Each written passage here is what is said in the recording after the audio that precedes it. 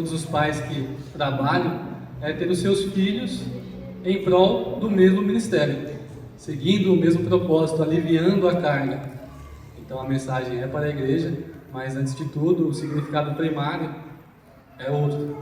Eu amo sua vida, preservo a sua voz, tenho esse interesse de zelar pela sua vida, mas o primário, o significado primário, o sentido primário não é esse.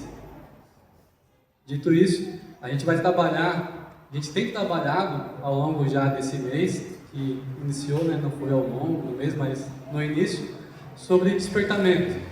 A palavra de hoje se foca em discernimento espiritual.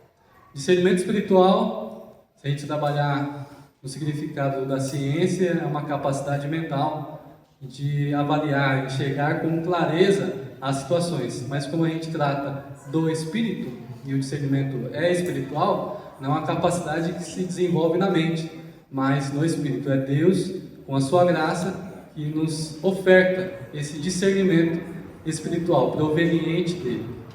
Então, a capacidade espiritual de enxergar com clareza as situações. Quando a gente olha para a Bíblia, isso já tem algumas imagens, algumas sombras, algumas prefigurações no Velho Testamento. Nada melhor do que uma pessoa para nos ensinar. Quando o significado às vezes é um pouco abstrato, a gente recorre a imagens. A nossa mente é imagética, ela necessita de imagens para consolidar os ensinamentos, os mandamentos. A cultura hebraica é cheia dessas imagens para que a nossa mente consiga captar a real essência daquilo que Deus quer transmitir para o seu povo. Vamos falar um pouco de um homem que ele recebeu uma dádiva, um presente de Deus, mas ele terminou cego fisicamente, porque isso representava a cegueira espiritual que ele viveu por muito tempo. A gente vai falar sobre Sansão. Sansão, homem de Deus que tem o privilégio de ter uma força sobre-humana, mas ele não entende o real valor do seu chamado. Durante muito tempo ele vive à margem daquilo que Deus queria para a sua vida. Então, ter a consciência do valor, do peso para o qual nós fomos chamados, isso é de ordem de discernimento espiritual. Para que a igreja seja desperta, é necessário que haja um discernimento espiritual. Então, para que a gente não tenha nenhum tipo de cegueira, nenhum grau de cegueira, é necessário recorrer à palavra de Deus no que se refere a discernimento espiritual. Amém? Amém. Juízes, capítulo 13, versículo 1 ao 5.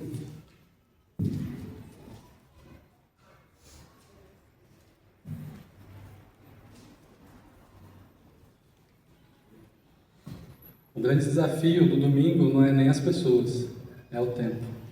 Quarta-feira a gente tem tempo de sobra para pregar, mas no domingo fica tudo meio encaixado no limite.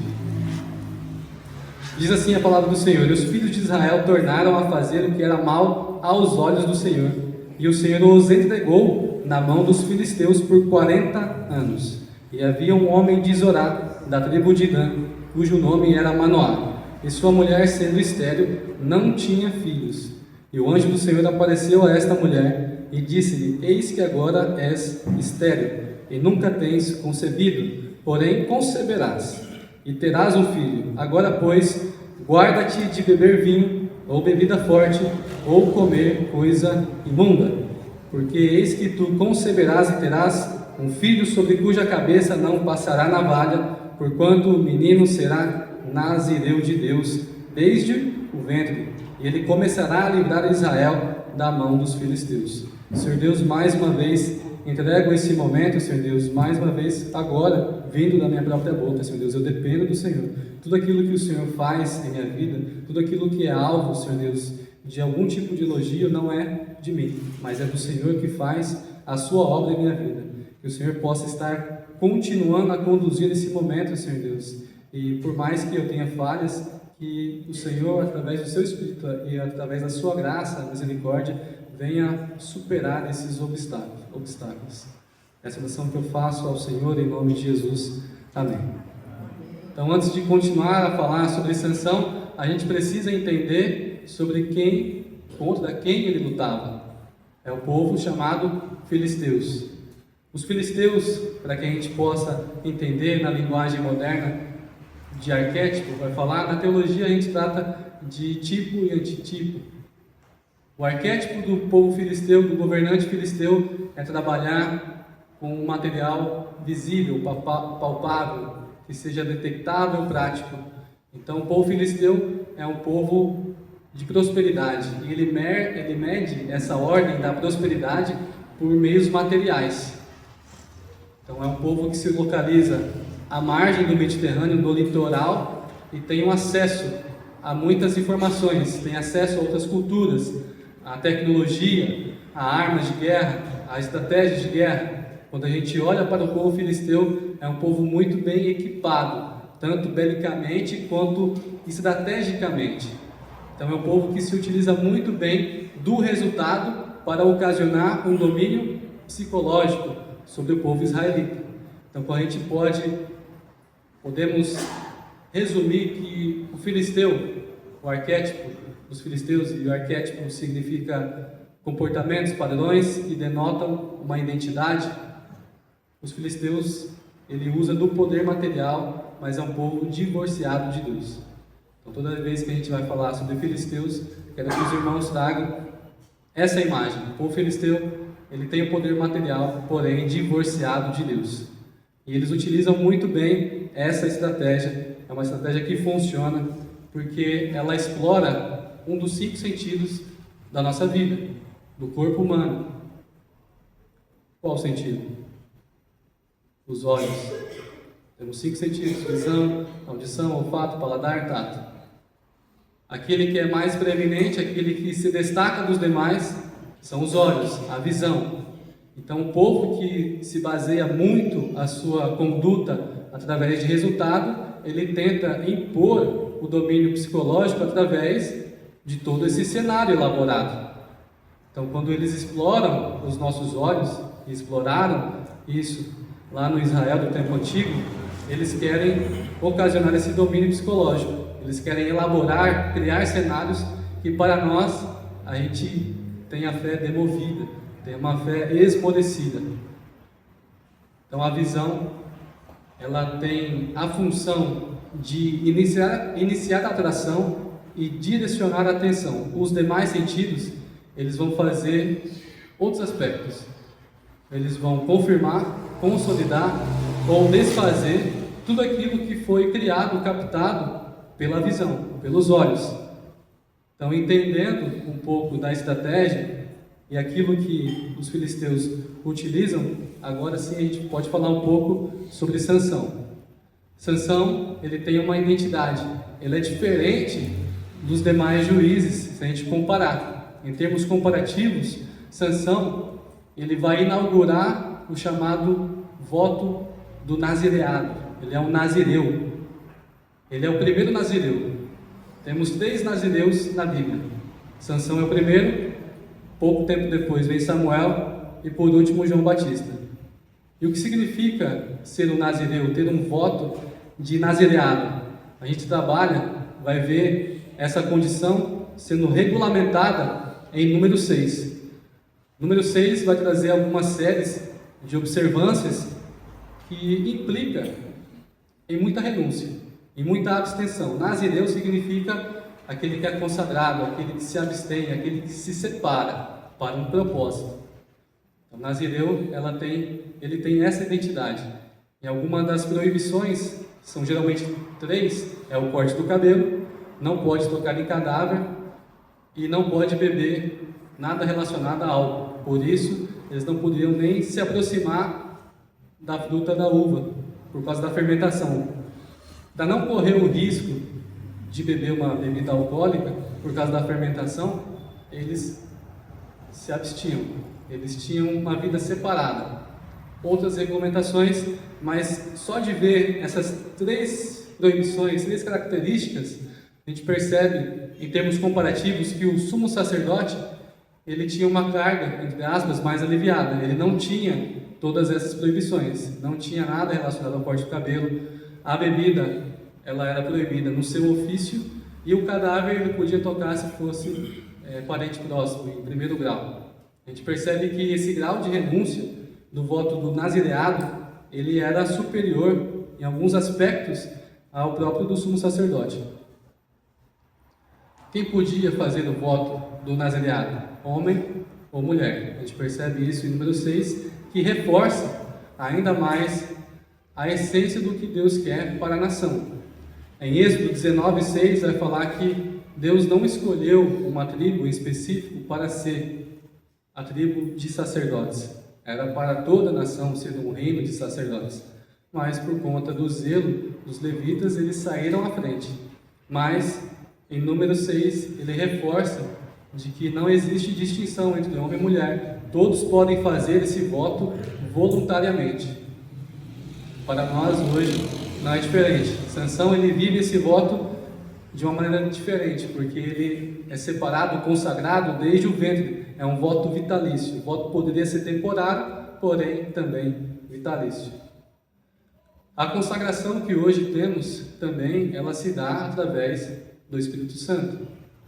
O cabelo significa coroa. A coroa do voto dessa consagração. Então, enquanto houvesse cabelo, haveria vida, haveria uma marca, uma distinção. No crente, enquanto houver o Espírito Santo, há uma distinção, há uma marca, uma separação que o diferencia dos demais. Então, lá no passado foi usado o voto do nazireado, o cabelo como coroa, para representar hoje que o Espírito Santo ele tem essa parte da coroa, da glória sobre o domínio. Então a coroa ela fica na parte da cabeça. Quando a gente vê Nézer tem a palavra muito ligado com Nazir, que é Nazireu, significa coroa, diadema. Paulo, que é um judeu, ele utiliza essa mesma ideia em 1 Coríntios 11:15. Então aquele que sabe melhor do que eu sobre a cultura judaica, ele vai reforçar tudo aquilo que eu tenho dito. Então coroa, diadema, é a coroa dessa consagração. Então a marca de distinção de Sansão é ser um sinal vivo de uma vida marcada pela santidade. Então assim como o sumo sacerdote tinha o chamado tzitzit, que é a placa de ouro escrita santidade ao Senhor, o próprio cabelo ele imprimia e apontava para uma realeza superior. A coroa em si, na cabeça de alguns, não tem valor algum, mas perante uma cabeça certa, ela demonstra autoridade. Então, para o crente hoje, o Espírito Santo, que é a coroa de uma autoridade, de um governo superior, ela sempre aponta para Deus, para Cristo. A gente percebe que todos entenderam aqui que é nazireu, o voto nazireado. Quantos aqui conheciam esse voto? Amém. Quando a gente percebe esse grau de detalhamento, a gente concorda, a gente valida, a gente aprova, a gente gosta.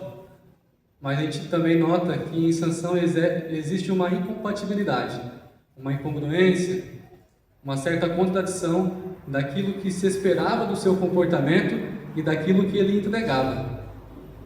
Quem percebe isso também, não sou eu, não são vocês, não é a igreja que tem hoje em posse a Bíblia, mas o seu próprio inimigo. Ele também percebe essa certa incoerência, essa incompatibilidade e contradição. Sansão, ele entrega as suas brechas de mão beijada para o inimigo. Ele sempre se relaciona com mulheres filisteias. A primeira, ele quase chega a casar. A segunda, em Gaza, ele se deita com ela, uma prostituta. E a terceira, que é a Dalila, ele também vai atrás. Ele sempre denuncia e sempre vai atrás. Ele sempre entra em lugares onde não deveria. Então, Sansão, o primeiro alerta que ele nos dá é trabalhar a totalidade do nosso ser. Quando Sansão ele age, ele é um homem sempre emocionalmente vulnerável. Ele se guia por emoções. Ele denuncia que ele não trabalha a totalidade do seu ser. Então nós, como os cristãos, a gente tem dons, a gente tem ministérios, a gente tem pontos fortes, mas existem também pontos fracos. Quando a gente não trabalha a totalidade do nosso ser, a gente abre brecha para que o inimigo ataque por outras vertentes. Então, essa é a importância, e esse é o primeiro alerta: trabalhar a nossa totalidade, para enxergar quando o inimigo muda esse campo de atuação, o campo de batalha. Sai o campo direto, bélico, de batalha, o confronto direto.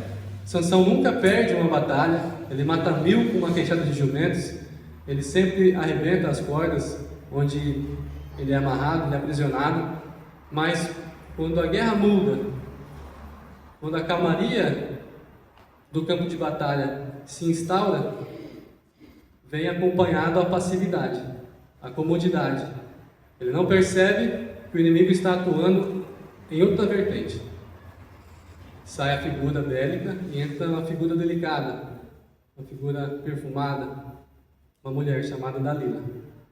Então ele não percebe que o inimigo está ali, sempre esteve ali, e ele sempre denunciou a sua falta de caráter, esse desvio de caráter que ele tem. Então o segundo alerta se refere a pessoas. E o terceiro, lugares. Sansão visita lugares onde não se deve visitar. Ele conversa com pessoas, ele confia em pessoas que não são tementes a Deus. Um dos alertas práticos que a igreja precisa entender é quem são as pessoas que são próximas a você. Alguns dizem que as 5 pessoas próximas a nós, se a gente conseguir tirar uma média dela, sai nós mesmos. Então, quem são as pessoas mais próximas a você? São pessoas tementes, reverentes, humildes de espírito? Lugares. Existem lugares que o cristão não foi chamado para visitar, frequentar. Quais lugares você tem visitado? Dos lugares que você mais gosta, a casa de Deus, a igreja, está no topo ou está no ranking dos 5 melhores lugares?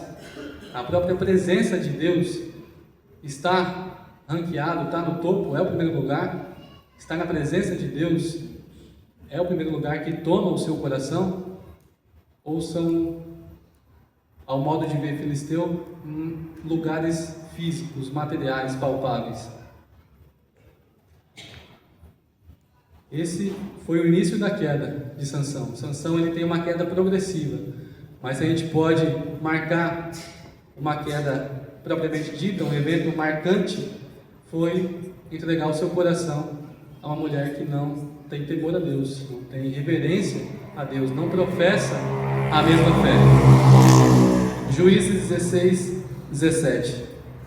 E descobriu-lhe todo o seu coração, e disse-lhe: nunca subiu navalha a minha cabeça, porque nazireu de Deus sou desde o ventre da minha mãe. Se for rapado, então se apartará de mim a minha força, e me enfraquecerei, e serei como qualquer outro homem. Então, diante da persistência de uma mulher que tem no seu significado o nome frágil, essa mulher frágil consegue fragilizar a alma de um herói. Se a gente voltar um versículo antes, essa persistência ocasionou uma molestação em Sansão capaz de angustiar ele até a morte. Diante dessa persistência, essa insistência de sempre querer saber o segredo dele. Então, mais uma vez, o cabelo não tinha força em si no cabelo. Existia sim uma simbologia, existia sim um aspecto material importante a ser preservado, mas o cabelo sempre foi a representação de um Deus vivo. Diferentemente da placa do sumo sacerdote, que é um objeto inanimado, o cabelo é um organismo vivo. Só existe cabelo em pessoas vivas, embora algumas exceções são verdades, mas em regra só existe vida e só produz cabelo quem está vivo. Na morte não se produz, é um mito, tá? Cabelo não cresce, unha não cresce, é um mito. A desidratação ocasiona uma ilusão de ótica. Então esse cabelo, essa coroa, ela não foi vigiada. Então um dos mais alertas, um alerta a mais, seria essa negligência, esse simbolismo dessa santidade, embora fosse muito mais além do literal, metafórico, ele tinha um significado literal. O cabelo era para ser preservado. Contar o segredo da nossa vitória, daquilo que nos sustenta, ele não é um problema. Todos nós entendemos que somos dependentes de Deus, pela graça, pela misericórdia que estamos de pé. Isso não é novidade para ninguém aqui, creio eu. O problema é quando você entrega a consagração, a abstenção, o se manter santo no colo do seu inimigo. Sansão, ele faz exatamente isso. É uma negligência, um desleixo espiritual. Então, Sansão, ele entrega muito mais do que seu cabelo. Ele entrega todo o seu coração a uma pessoa que não deveria, uma pessoa que não é temente a Deus. A gente percebe isso, que é uma estratégia não nova, é uma estratégia que tem mais de 3.500 anos atrás e que se repete até hoje.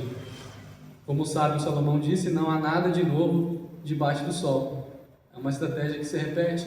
A gente percebe muitos homens, mulheres de Deus, usadas, mas não trabalham a totalidade do seu ser.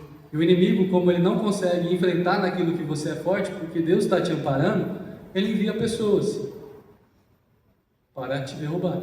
Assim também fez com Dalila. E ele mesmo denunciou a fraqueza espiritual que consistia em seu coração. Então, quando o inimigo ele não consegue combater você, porque Deus está te sustentando, Deus está te amparando, ele envia algumas pessoas para te derrubar naquilo que você não se atentou, naquilo que era importante você deixou passar.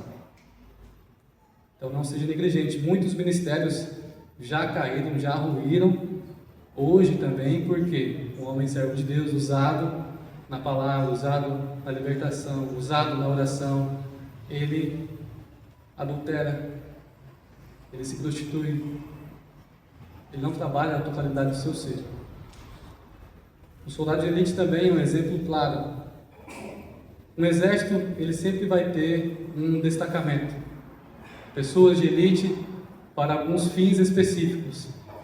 E se a gente tem como exemplo um soldado de elite, aquele que está acima, muito acima dos demais, e por causa dele se tem a vitória, ninguém sabe ao certo como ele faz. Vamos dizer que é um segredo, até o ponto que ele conta que ele é um sniper, ele é um atirador de precisão, ele elimina alvos do alto governo, do alto escalão, de alta deliberação, e ele tira de cena essas pessoas, mas contar isso não faz ele perder ou ser negligente.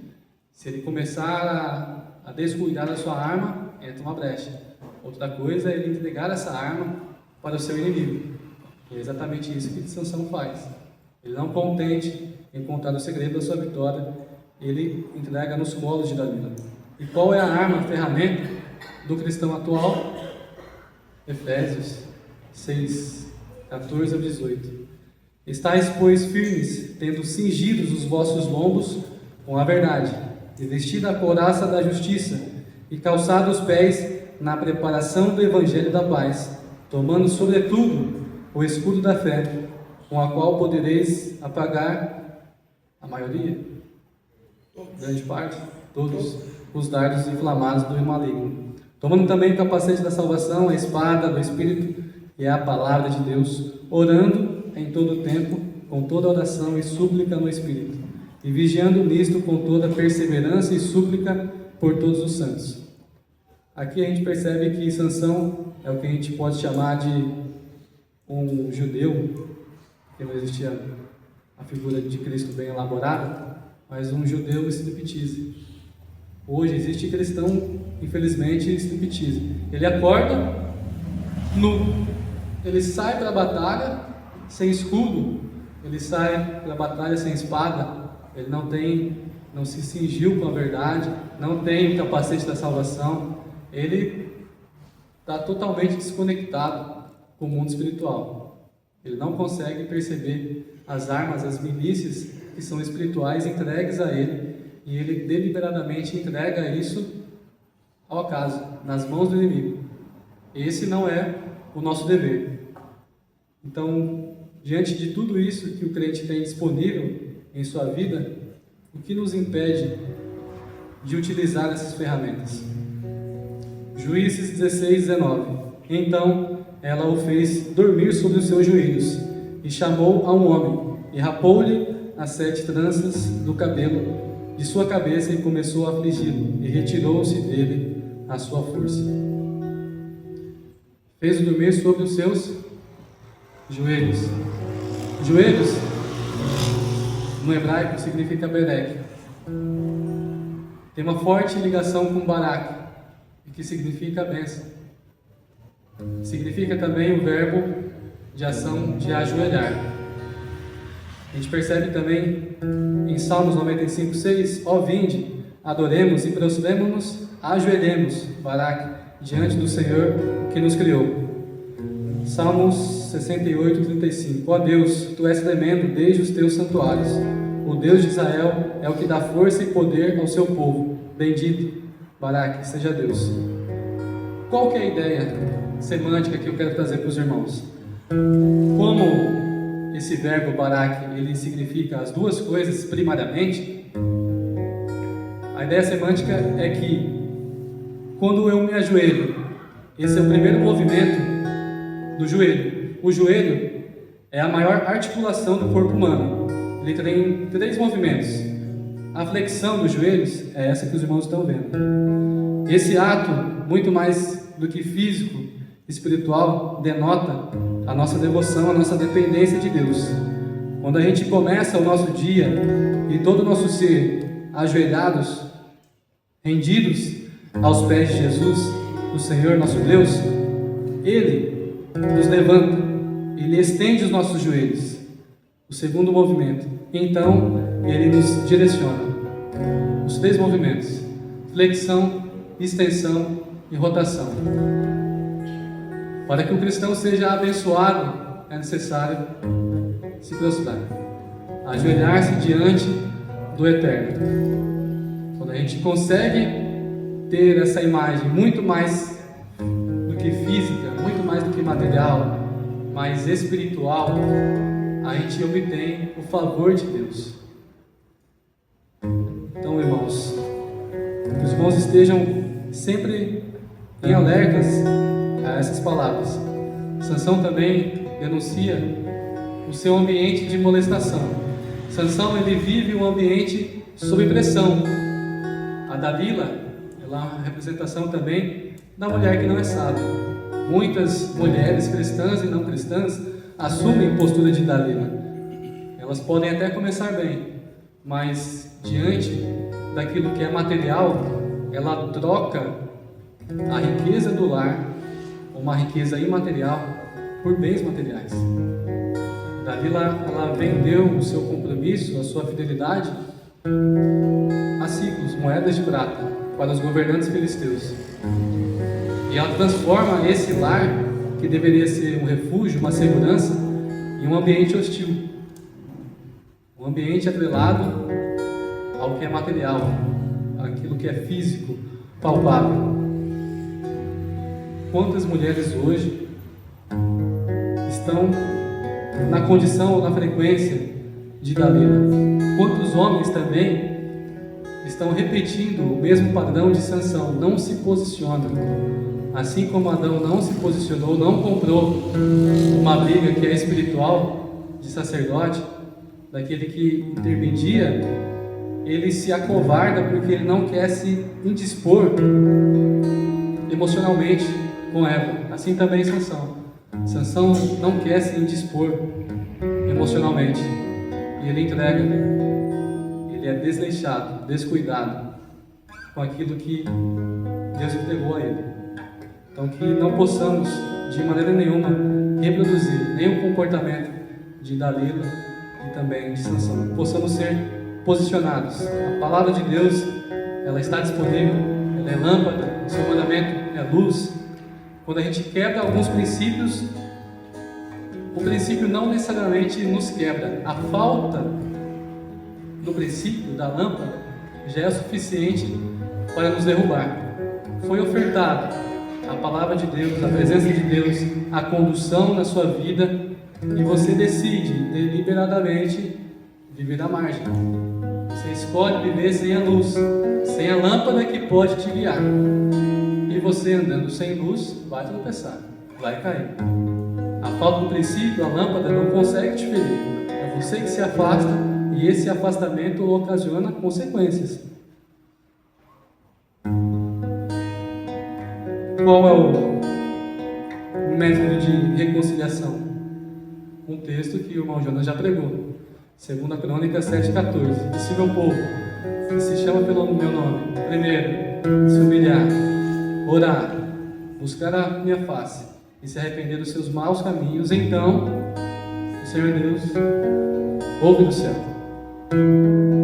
perdoa os pecados e sara a terra, o nosso coração, aquilo que o inimigo plantou de veneno, de ervas daninhas, é retirado. O jardim, cuidado, regado pelo Senhor, ele volta ao estado de vida, e vida em abundância.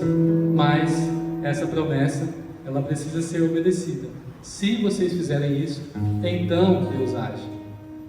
É uma promessa disponível para aquele tempo, para esse tempo.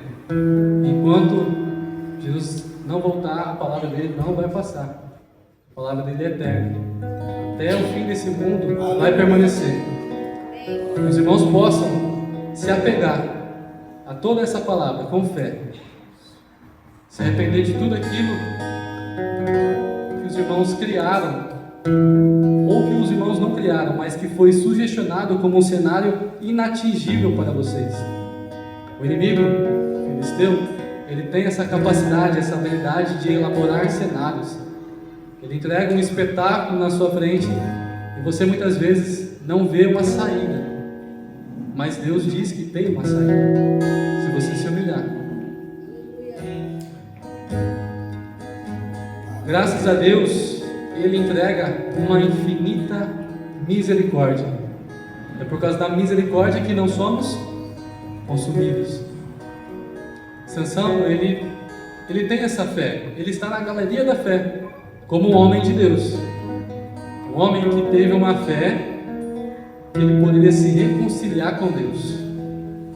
E tudo isso de uma palavra, mas muito forte e importante, chamada clamor.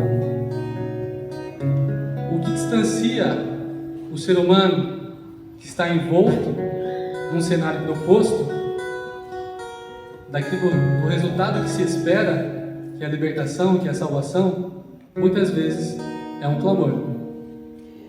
O cristão, ele tem um coração muitas vezes endurecido, ele não consegue clamar.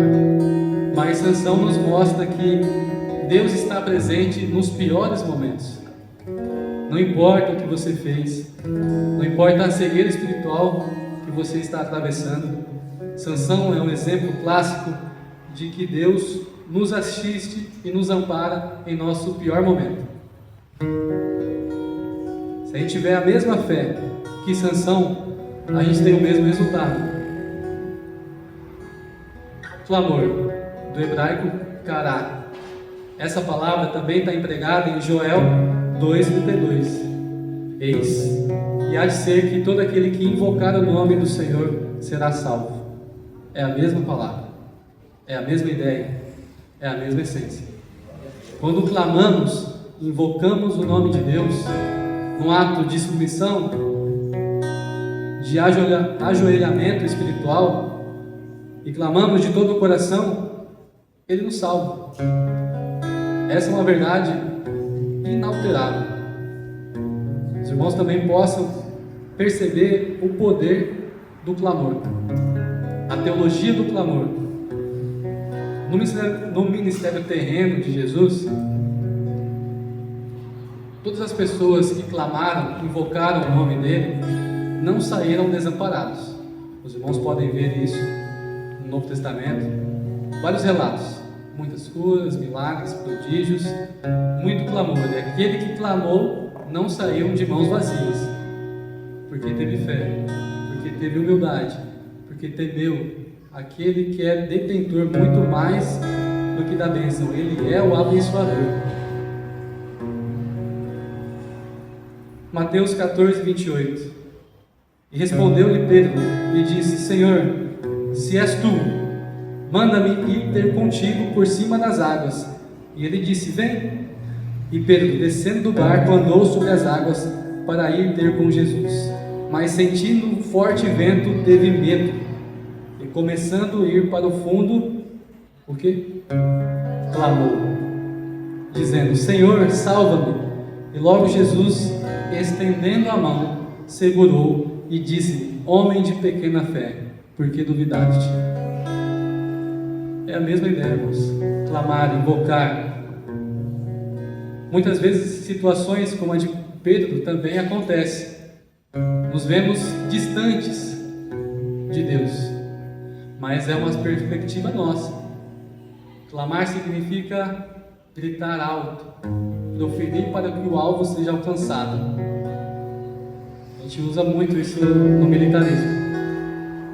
Quando eu quero chamar o Jonas, eu não vou falar uma pronúncia suave. Se eu quero que ele seja alcançado, eu preciso clamar o nome dele, para que ele escute, porque existe uma distância.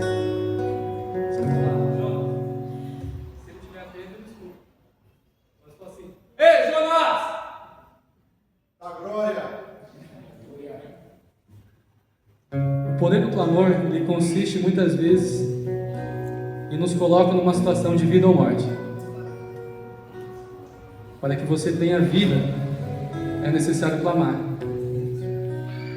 Tira todo o seu ego, tira tudo aquilo que te prende, tira tudo aquilo que te foi sugerido pelo inimigo, pelo cenário proposto.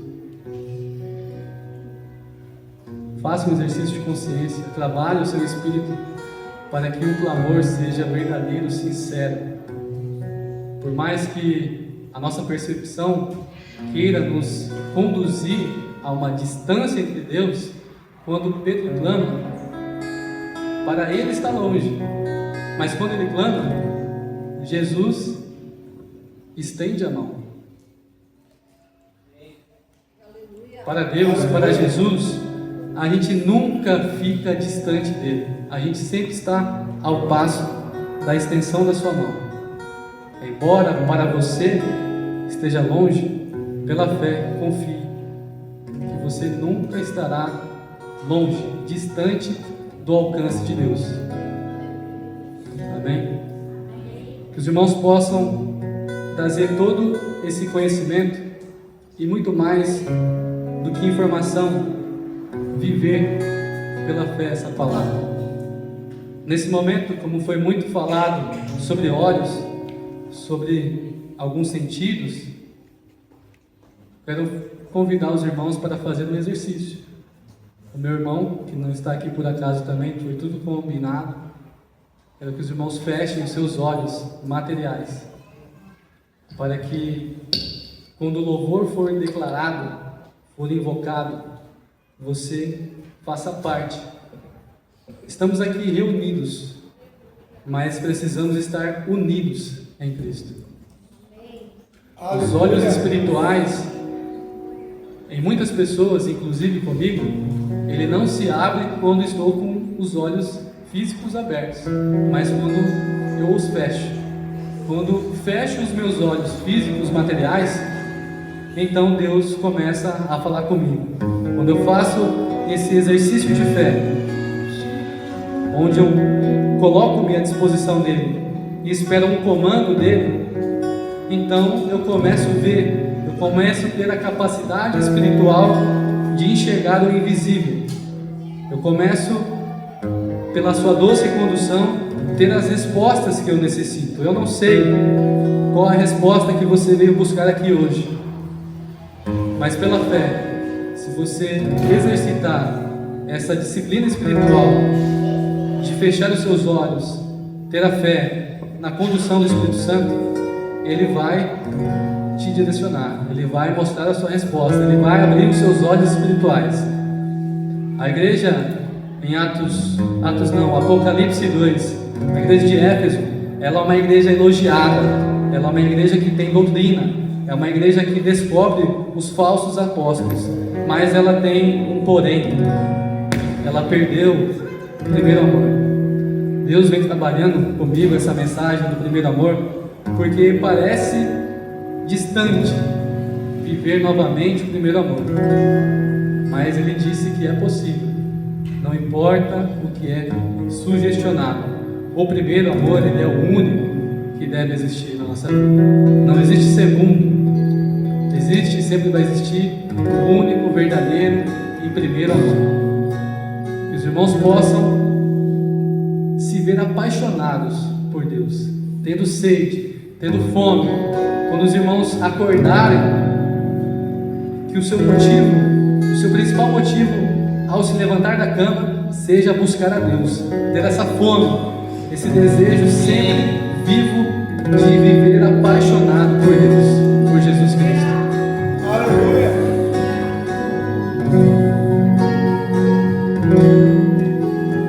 O maior erro de Sansão não foi o chamado dele. O maior erro de Sansão foi viver em dois mundos: o mundo das suas vontades, dos seus desejos e prazeres, e o mundo vinculado ao propósito de Deus.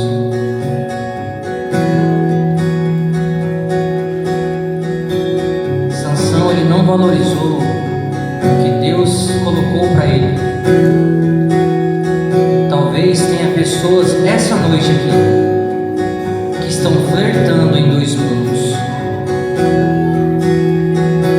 Talvez existam pessoas que estão aqui precisando abrir mão de suas vontades próprias, de muitos prazeres pecaminosos, onde Deus não aprova. Quem é você? Quem é você no seu trabalho? Quem é você na sua casa, com seus filhos, com a sua esposa? Quem é você?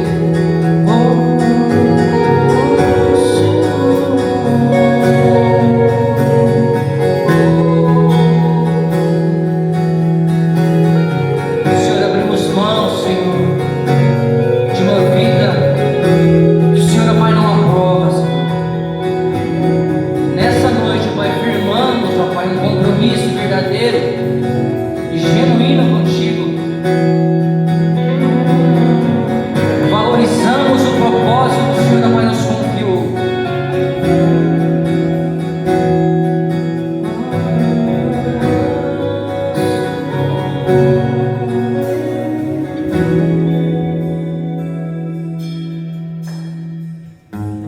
Aqui tenho eu no céu, além de ti,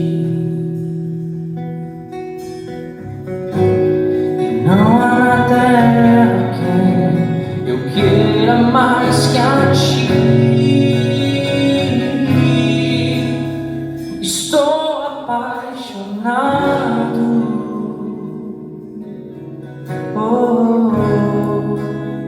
desesperado.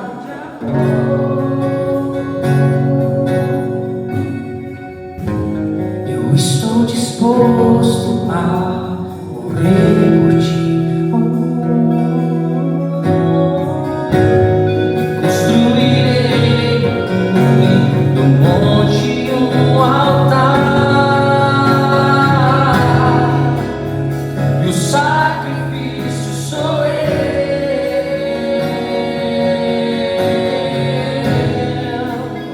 e o sacrifício sou eu. Declare, abre mão. Abro mão dos meus sonhos, abro mão dos meus planos, abro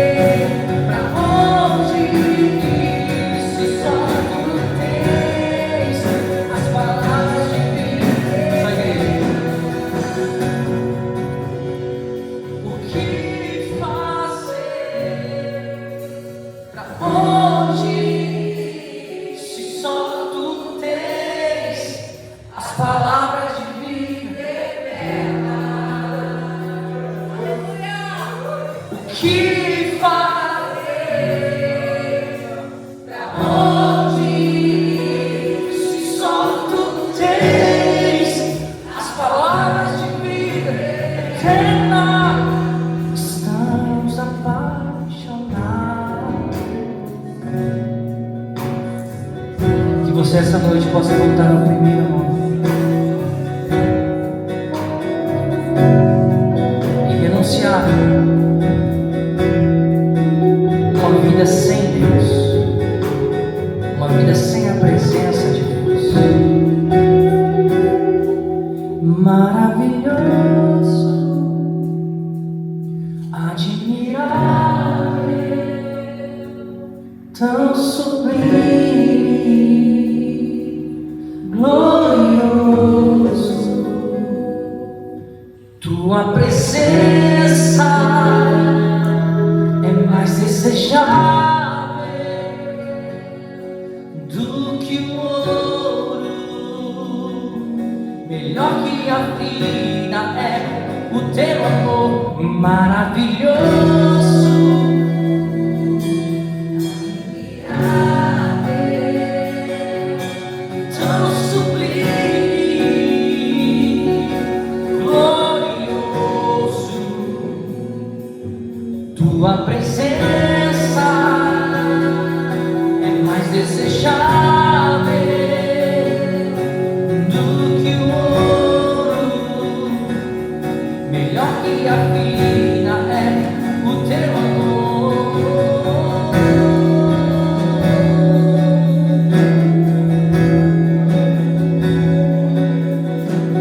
Quem é como tu, Jesus? Não há ninguém além de ti, que é manso e humilde assim. Não há ninguém igual a ti.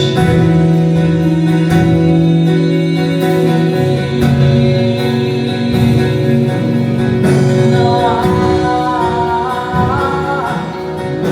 igual. Maravilhoso, admirável, tão sublime, glorioso. Tua presença é mais desejável do que o ouro, melhor que a vida é o teu amor maravilhoso, admirável, tão sublime, glorioso. Tua presença mais desejável do que o ouro, melhor que a vida é o teu amor.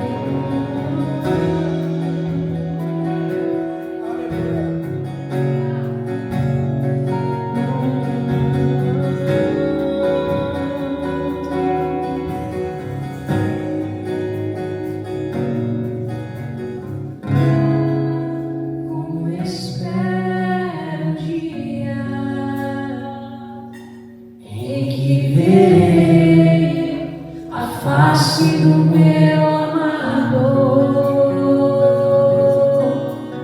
Ah, como espero o dia em que a alegria enfim será completa.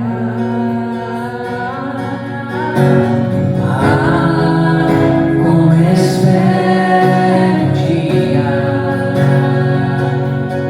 em que